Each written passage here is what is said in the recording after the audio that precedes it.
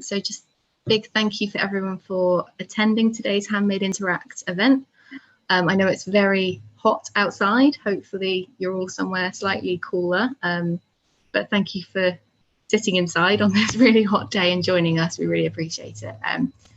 We've been running these for more than 2 months now, and it's been going really well. So it's really nice to kind of bring everyone together online in these strange times. And this week, I'm really pleased to introduce Harriet St Leger. She's a jewellery designer who works with enamel, metals, gems, and today she'll be doing a enameling demonstration, and she's really looking forward to answering all of your questions about her work as well. So do feel free to pop those in the Q&A below or in the chat, and I'll actually just disappear in a moment, but I'll pop back in and make sure that Harriet hears any of your questions so that she can answer them as she's showing you her work. So hi Harriet, if I just I'll pass over to you now. Hello. Hello everybody, welcome. And I'm Harriet, and I'm going to show you a demonstration of how I do some of my enamelling today. I do enamelling on silver and I do enamelling on copper.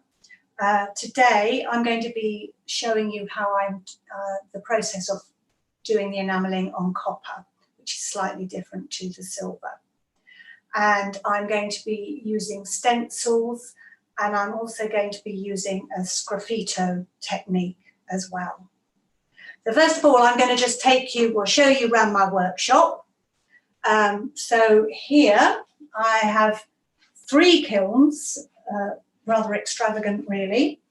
A very large kiln for bigger pieces. This kiln I use just for silver, and I keep it clean because when you're enamelling on silver, you need to be extra clean with no fire scale. And this is a gas kiln, which is the one I'm going to use today. You can see that's hot. It's not the best day for using gas kilns, but there we are. And yeah, so that's what I'm going to be using today for enamelling the copper. Now, you can see all these brightly coloured jars of enamel on my shelves, and lots of little samples. Here I make a sample of each colour, and then I hang it up, and then I can just cast my eye over the colours and make a decision which one to use.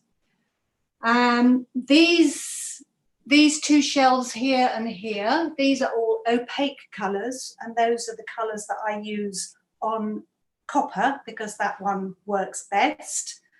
And on this shelf here, I have transparent colours, and these are the colours that I use on silver. And I'll explain a little bit more about the difference between the silver and the copper as we go along. So let's get started. I have a lot of little copper shapes which I stamp out. So I've got little jars full of different shapes. Today I'm just going to show you 3 shapes. These are the shapes that I've got work on the Handmade website. And you can see they've got a little hole in the top where when it's enamelled, I will be putting the jump ring and the ear wire, which is made in silver. So to start with, I'm going to apply a coat of enamel. First of all, I better tell you a bit more about enamel. Enamel is powdered glass, and so we apply it to the surface of the metal, put it in the kiln to melt it, and so it's just like a thin surface of glass over the metal. So it's pretty strong, but if you dropped it on a stone floor, then it could chip in the same way that glass could chip. Now I'm going to just get a piece of paper here, and how I apply the enamel is I use a fine sieve. Now here I've got some fine sieves. You can see the very fine mesh. And the reason for using a sieve is so that I can get a nice even coat of enamel over my metal. So I'm just going to sit down to do this. And what I do is I have, for each colour that I use, I have a piece of paper and I write the name of the colour on it. And then I can always go back and use that paper. You don't want to use white enamel on the black piece of paper because the excess I will be putting back into the pot. So I don't want them to become contaminated. So what I do is I will get my shape, lay it down, and I'm going to use black here. Get my black,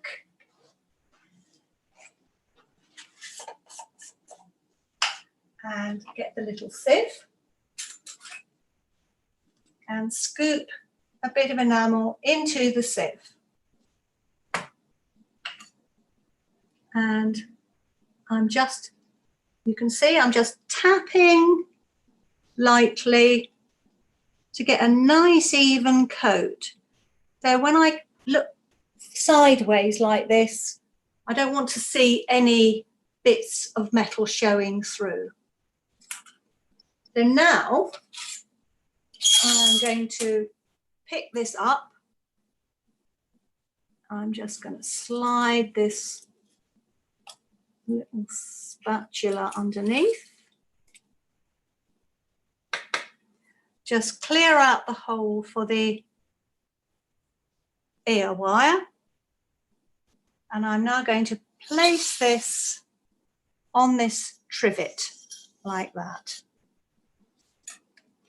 I'm placing it on this sort of trivet because only the edges touch, and I'm going to eventually have enamel on the back as well. So you would, when you put it in the kiln, the back will melt as well as the front. And if you put it down on a flat surface, then it's all going to stick to whatever you put it on because the enamel on the back has melted. So toasting fork, and we're going to go into the kiln. As you can see, this has got really nice and hot now. I'm just opening the door, slide it in, and shut the door. Now it's going to be in there about 30-40 seconds. I've got a little window here, so I can be looking through the window to see if it's ready. And how to tell when it's ready is when the surface looks nice and smooth. So that means that the glass, little glass, bit powdered glass has melted and will have stuck itself to the piece of copper. So I'm just going to have a quick look. Oh, that's pretty hot. Get that out. And I don't know whether you can see that. It looks pretty shiny.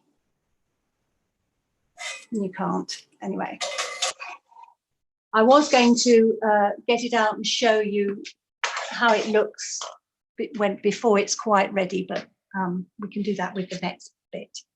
So now we have to wait for that one to cool down, which takes a little while. I'm just going to turn the kiln down a little fraction. Is there anything anybody wants to ask while we're waiting for that one to cool?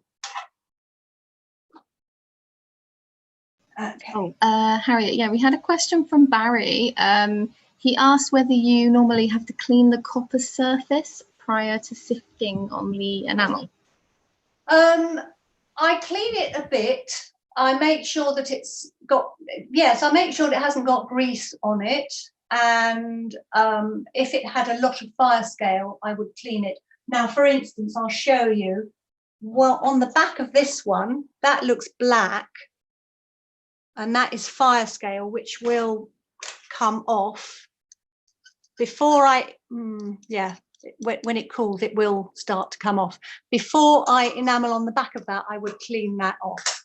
But I don't worry about it being absolutely beautifully shiny.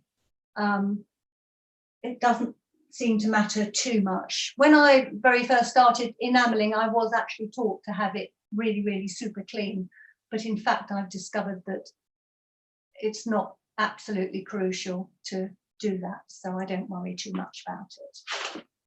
So now I'm going to put this excess enamel back into my pot and just tap that in there. And then this is why we have to have a different sheet of paper for each colour, because then that can go, whoops, back in there like that. So now, on this shape, I've got one that I have enamelled on both sides. And what I've done is I've done 2 coats on both sides, so you get a nice, thick, solid colour. And I'm going to use a stencil to apply a design and in a different colour. So just put my lid back on the enamel. One thing to say about the enamel that is you have to be a bit careful with it. It does have some nasty chemicals in it. So most of the enamels I use are lead. Not all have lead in them, but not all of them. So you have to be, quite careful. Don't let it float around all over the place. Sometimes people, if they're doing enameling for a whole day, they may wear a mask or something, but I found that's a bit tricky and it just gets a bit much, a bit hot and everything, So I'm just extra careful, really. Don't have your cup of tea here, it's not good. Right, so now I've got one here, which I've done before, so I'm going to show you how I put this design on the piece of copper like that. Now I'm going to use cream now. I'm going to get my piece of paper that says cream.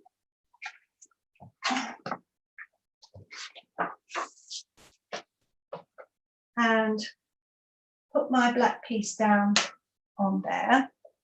And here is one of my stencils. So you can see, this is one stencil I've cut myself. I cut all my stencils myself. There's a few other designs here, but I'm making new ones all the time. And I will talk more about the cutting of the stencils and show you how I do that later.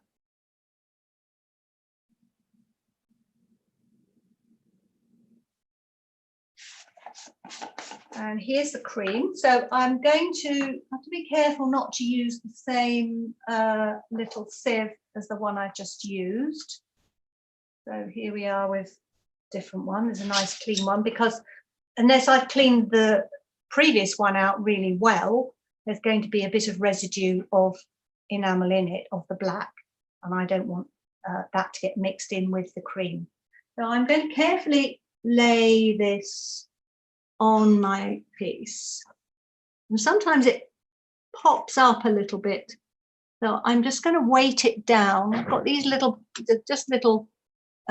bits of tubing, and it just helps to weight it down. Now again, put a little bit of enamel in and holding that down. And now again, I'm just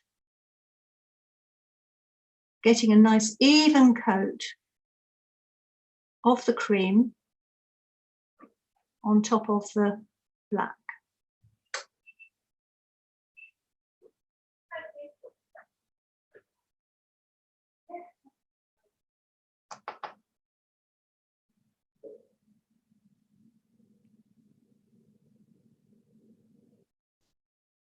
Okay, so that should be okay. Take this off. Now we have to be super careful now because we don't want to smudge the design. So I'm just going to slide this off really carefully. And there we are. And that's actually come out pretty well. But sometimes you get a little bit of enamel over the edge in places where you don't want it. So what you can do, put my glasses on for this, is this is a little rubber, actually I don't know what these are called, kind of like a pencil, but a rubber sort of thing. And you can use that just to tidy up any little bits that have just gone a little bit where they shouldn't have gone to. But I'm not looking for absolute perfection in this. Part of the attraction and the beauty, I think, of this kind of enameling is that it's not absolutely perfect. It's got a bit of character, and that's what I like about it. So again, I'm going to lift this one up and carefully put it on the trivet. This original black one is I think quite cool now. And I'll put this in the kiln as well.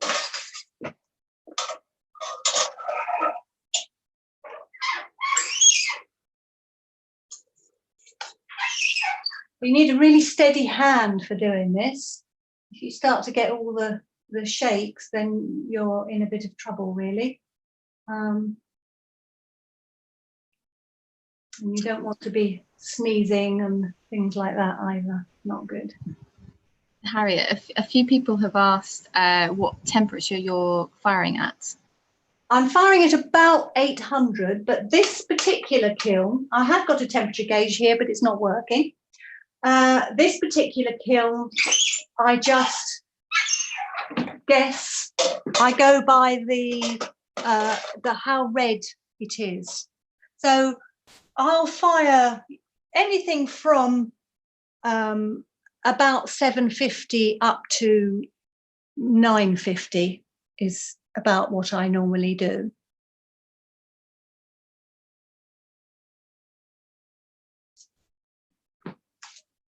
So there we are. That just needs to cool down. And I'll put this enamel back in its pot. And I'm just going to talk a little bit about my designs and my stencils. So usually people ask me, where do you get your ideas from? Sometimes that's difficult to think where you get your ideas from. They sometimes just pop into your head. But I've got a few. I'm always looking at plants and natural forms and things like that. And I take a lot of pictures, and I've just got a few things here, which I'm just going to show you pictures of the sort of thing that I like to take photographs of and that will inspire me to do designs.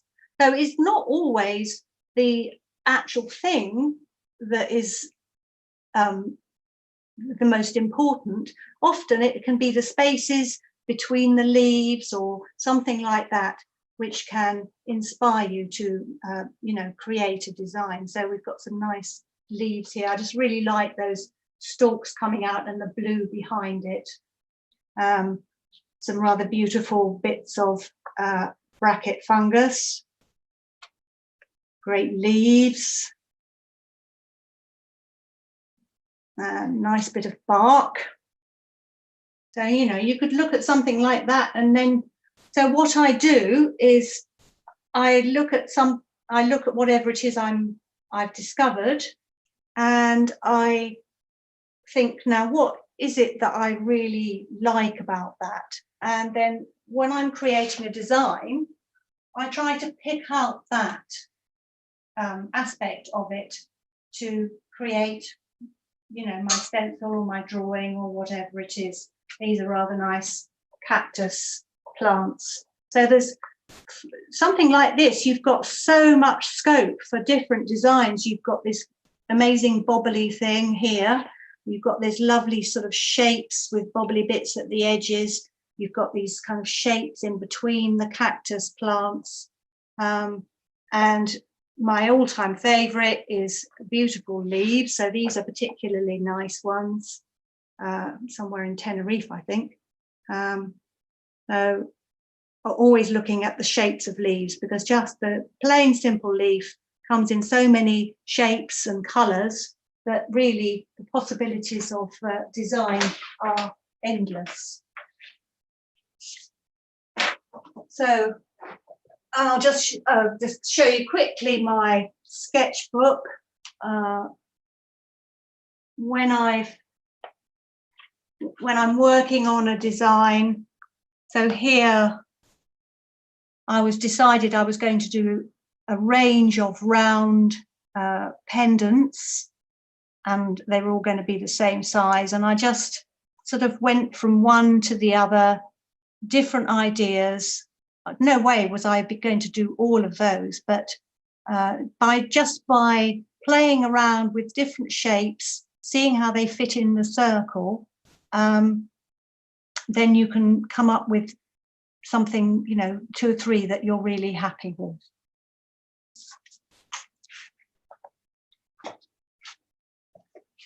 And this piece here, the one that we've just done, these are ones that I did before. I do like to finish off my pieces with a little bit of gold foil. I just think it lifts the design. And here's one with the gold foil on. So I'm just going to talk you through that.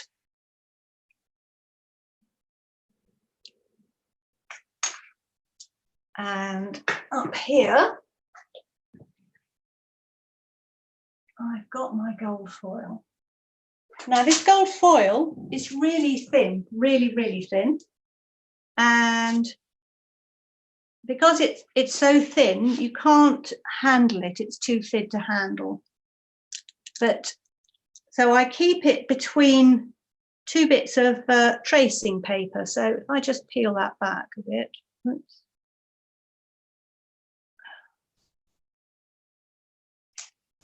You can just see the edge of the gold foil there. So keeping it between the 2 bits of paper means that you can cut it and handle it and place it on your piece of work. And what I've done here, I've drawn a little leaf shape, which is one of the leaf shapes on my earring. And I'm going to put that just over my gold foil. And these are really super sharp scissors. These are my granny's embroidery scissors, which come in jolly useful. And I'm going to cut through all the bits of paper and the gold foil. It's probably not great for the scissors, but they're still working, because the foil would just not be able to be handled without this paper to protect it. There we go. So that bit's fallen onto my lap. And I've got a little bit of distilled water here and a small brush. And you can just pick it up just like that. And so this one goes that way. I'll make the other one go the other way. So all I'm doing at the moment is attaching it just with water.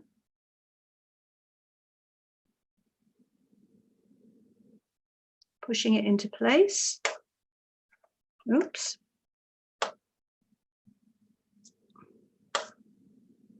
can be a bit of a fiddle, as you can see. There we are. And then what I do next is just put it into the kiln, not for very long, just enough for the surface of the enamel to melt enough so that it holds the piece of gold in place. Now, I won't do that now because I need to be really concentrating to not overdo it. Otherwise, if you overdo it, it's not very successful. So I'll leave that, but that was what I would do. And I'll just put that to one side, and then I'll be able to fire those a little bit later. Okay, so the other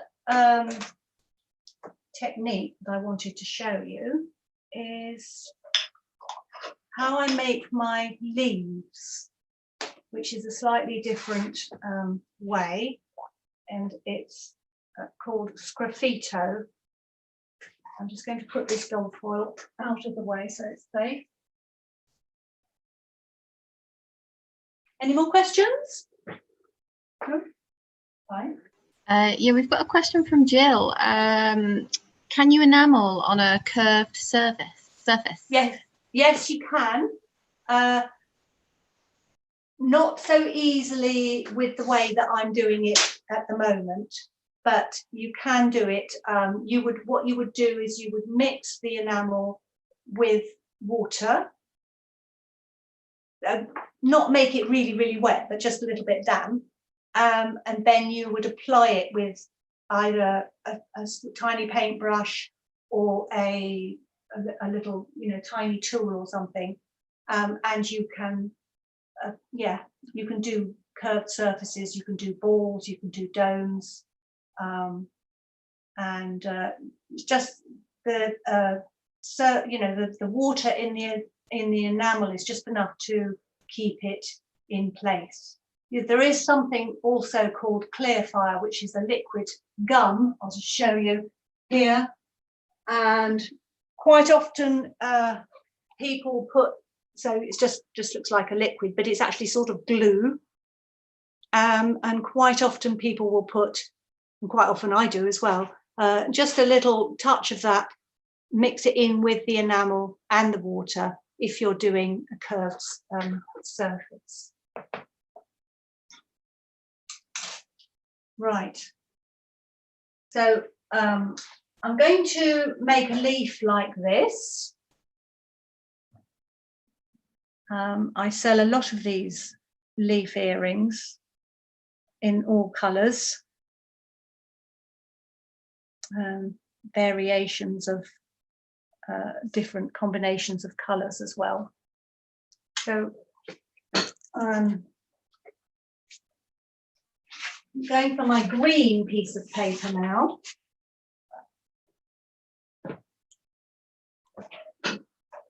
And so what I've got is I've got a pale green like that. Now this is one I've enamelled earlier, so this has got 2 coats of pale green on both sides. And then I'm going to put the darker green on top, and then I'm going to scratch the leaf design into the dry enamel. I'm going for a clean, another one, clean. I think I'll use that one.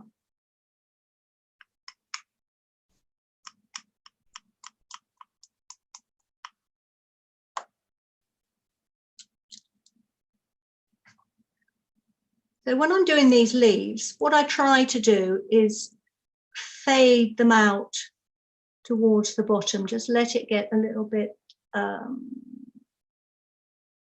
paler. So it's just a question of how you sift the enamel on to the leaf. So you can see it's thick there and thin there, and that just gives that slightly more of a natural look to the leaf when it's actually fired. And so I'm going to pick this one up.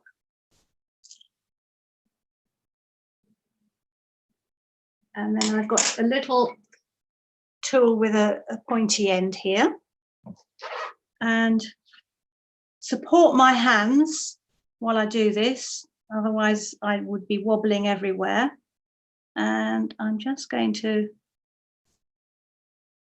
scribe the lines into the leaf. You can see the bits of enamel coming off the edge onto my hand.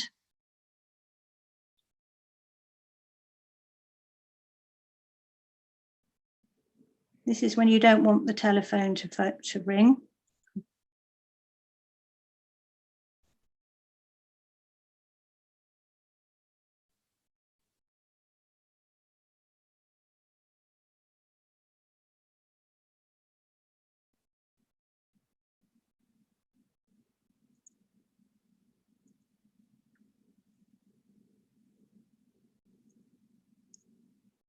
There we go. And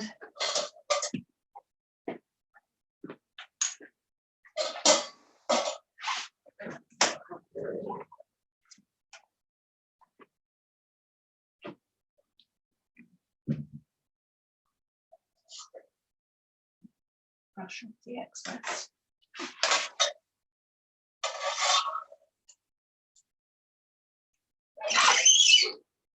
So there we are. There we go.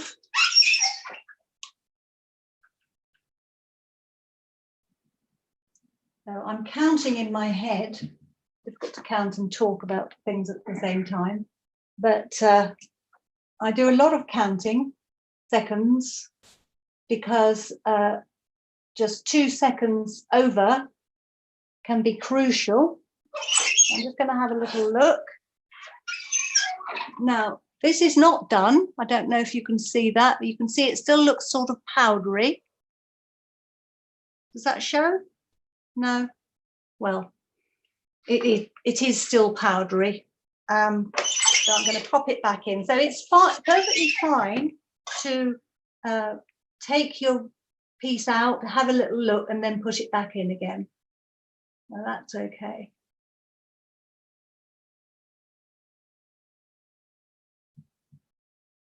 Right. Should be done. If we look under the light here, you can see that is quite a little bit granular, a little bit bobbly. So I can either leave it like that, or I can put it back, which I'll do, and make it a bit smoother. So sometimes I like to have it a bit bobbly because that's quite a natural look for leaves and things. But other times I just think, no, I think this one will look better if it's a bit more smooth. So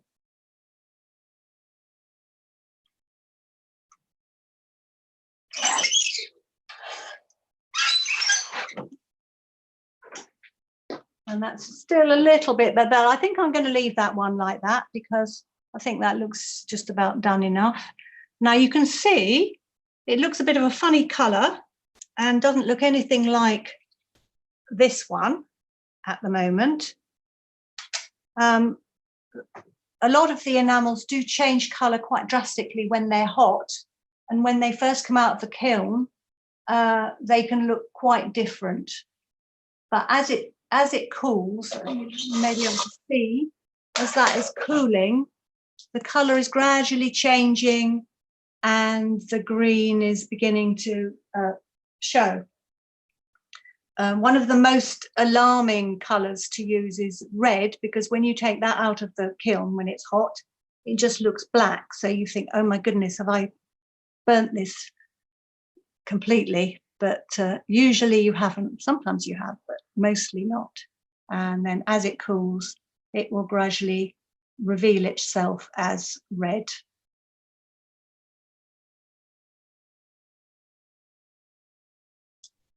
Right. So I'll just explain a little bit about the difference between the copper enameling with the opaque colours and the silver enamelling with the transparent colours.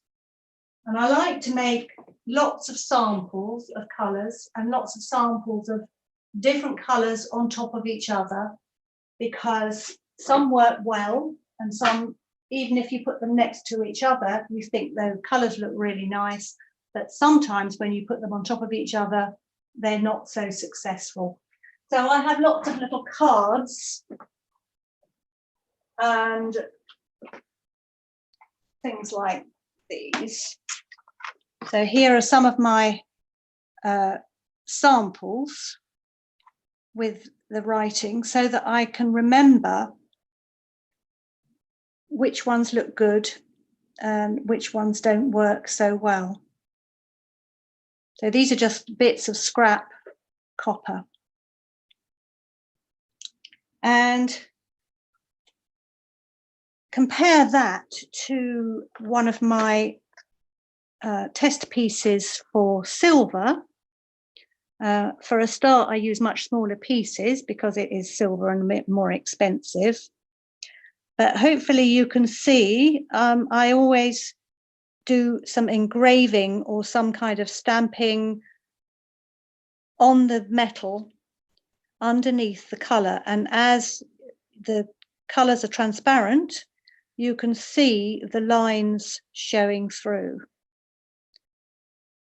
And if we come over here and look at some of my pieces, so here we've got the leaf pendants and leaf studs, and you can see the leaf design, which is the design that I've engraved. So I use hand engraving tools to do that. And it having the engraving underneath, I mean, apart from making it look like a proper leaf, it just really brings out the sparkle of the silver, sparkle of the colour, and brings the whole thing to life. So I enjoy doing that very much.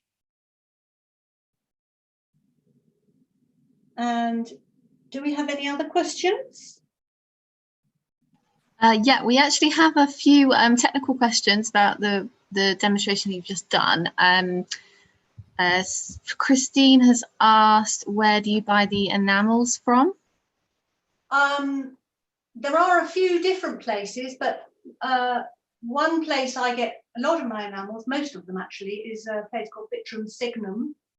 But there's also Thompson enamels, Ball enamels. So there are quite a few different makes and different suppliers, and you can get it all sent to you.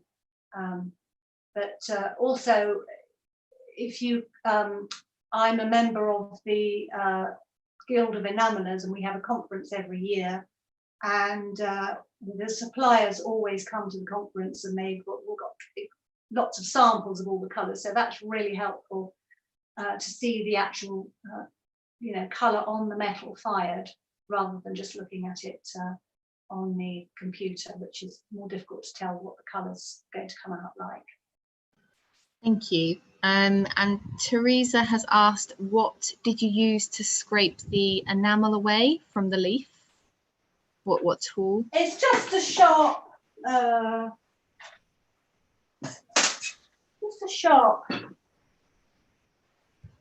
I think it may be something like, well, you can use dental tools.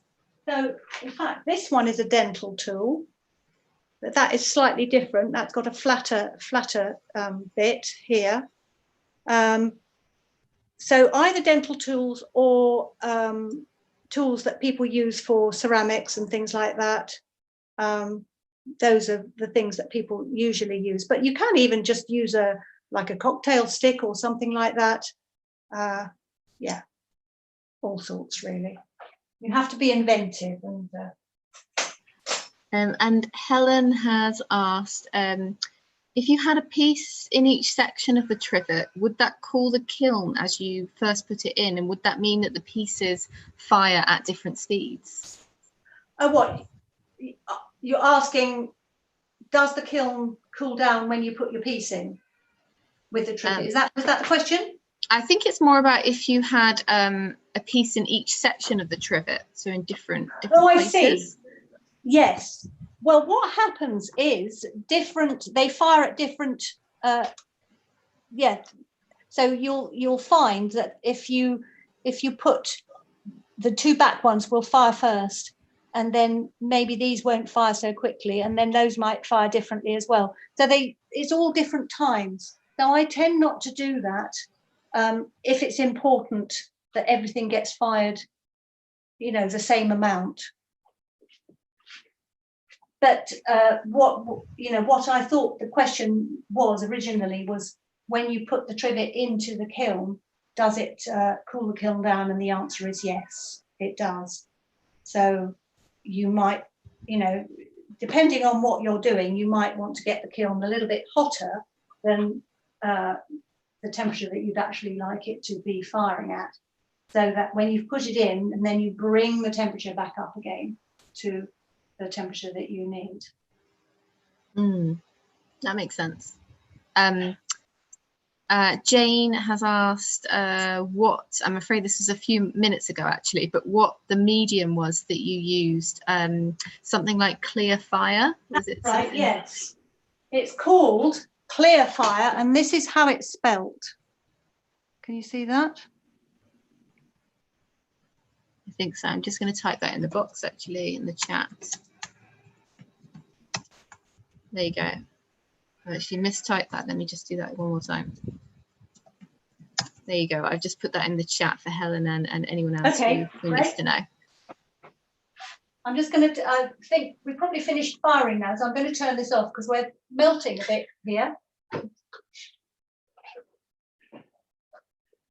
How are we doing? Any more? Yeah, we do. Christine asked if you can use silver foil. Yes, you can. You can, I mean, when I showed you putting the gold foil on, I could have enamelled over that with a transparent colour, and the colour would have come out differently to how it was if it was directly onto metal. But in the same way that I use the gold foil, I can certainly use silver foil, yes, and sometimes I do. I've just got a particularly just very fond of a bit of gold, I've got one more question here, I think. Isabel asked if you can combine the enamel powder. Yes, you can, but it doesn't work in the same way as paint. So, for instance, if you're trying to make a purple and you mix up red and blue, it won't come out purple. It'll come out sort of speckledy blue and speckledy red. I suppose it might look a little bit purplish, but not how, you can actually make a mix up a paint colour to make the colour purple. I think that's all the questions we've got at the moment. Okay. If anyone has any more, do put them in the chat. Well, anyway, please do visit handmadeinbritain.co.uk/shop, and you can see my work and lots of other fabulous work there, which is all for sale. And yes, I think I've done everything. So I'd just like to thank Handmade in Britain very much for hosting this demo and allowing me to show my work. And thank you for coming, everybody who has come. Yes, thank you very much for everyone attending. I've just put the link in the chat to Harriet's online shop on the Handmade in Britain website. So do take a look at the amazing jewellery she's got there uploaded. And next week, just to remind everybody, we'll be joined by Joanna Zara, who will be doing a hat making demonstration. And the week after, on the 26th of August, we'll be with Amifa Cole, who will be doing some wax carving and casting techniques. So do check out those events on the Interact website and register for your place. and we'll hopefully see you next week. And thanks again to Harriet. Thank you. All right, goodbye.